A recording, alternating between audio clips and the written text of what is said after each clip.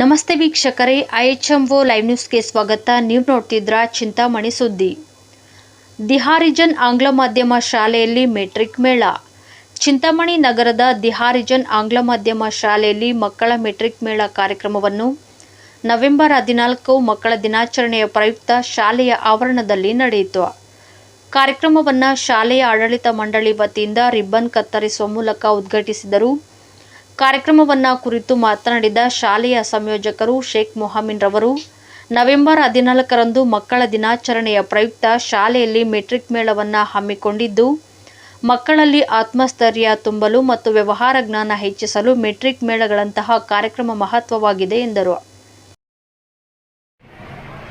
Hi, this is Sheikh Mohamine, the coordinator of the Horizon English Medium School, Chintamani. Today it gives me a great pleasure to welcome you all to the Metric Mela 2025 organized and held in our school campus.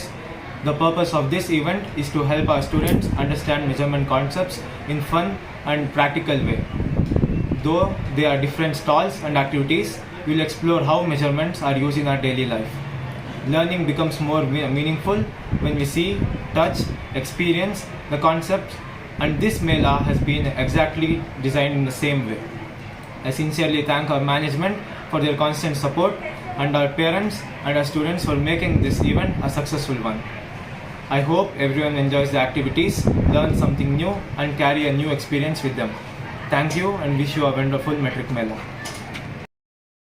ಇನ್ನು metric ಮೇಳದಲ್ಲಿ ತರಕಾರಿ, juice, ಹಣ್ಣು ಹಂಪಲು, ಗೋಬಿ, ಕಬಾಬ್, ಬಿರಿಯಾನಿ ಇತ್ಯಾದಿ ಸುಮಾರು 40 ಬಗೆಯ ಸ್ಟಾಲ್ಗಳು ಗಮನ ಸೆಳೆದವು.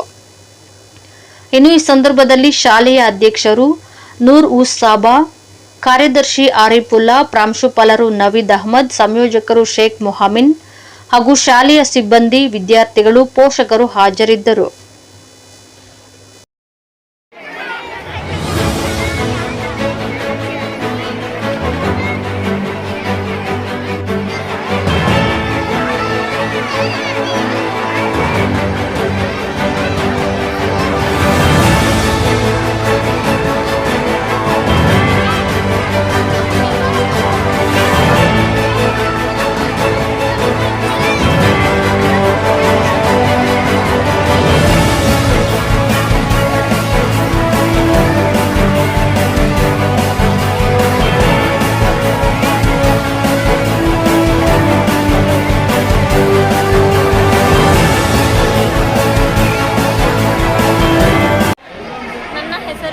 ನಾನು 9ನೇ ತರಗತಿ ದಿ ಹಾರಿಜನ್ ಶಾಲೆಯಲ್ಲಿ ಓದುತ್ತಿದ್ದೇನೆ.